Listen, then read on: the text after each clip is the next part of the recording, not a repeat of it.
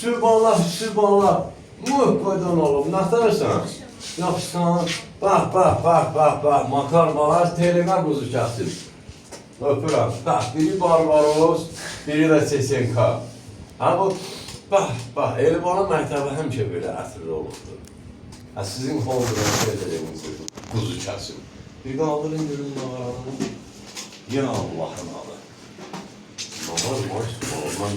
Mən də otururum, cəvdə verirsən da, bölümdə otururum, mən də çəkiliş yapışım. Qazağı ritmini başla.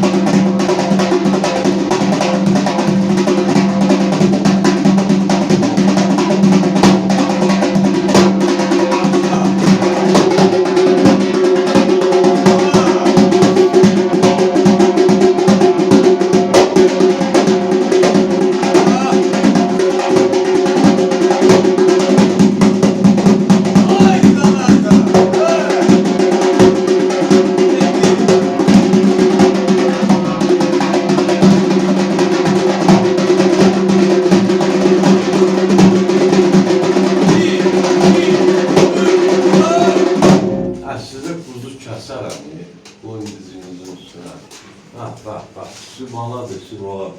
Sən sol ayına quzu kəsim, ha? Bəli, budur. Yəni, bu başlanğıçdan sol ayaq açılmalıdır. Bunu da sübhanada tam demək olar ki, tam yerinə oturur. Makar bala, öpürəm səni. Yəni, görülən işlər hamısı var burada. Makar hala heç bir il tamam olmuyor da, qadarım. 27-sində də üçüncü ayın İslamım olacaktır. Evlaniz müəllimi yaşayış yeri Gəncə şəhəri iş yerimizdən Mövzular Mədəniyyət Sarayının qapısı xalqın balalarının üzünü açıqdır. Biz hazırlıq qəbul edirik. Nəyin bilirsə də sizin tələbə qadanızı alır.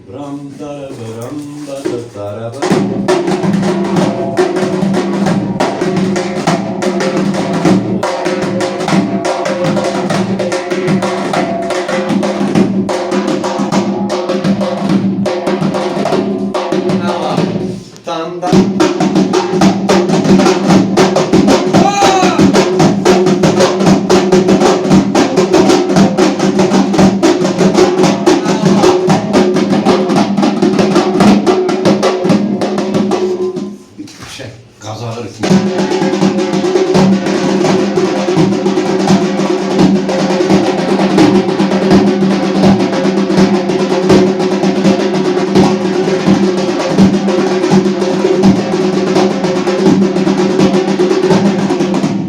Sağ olun uşaqlar, əla.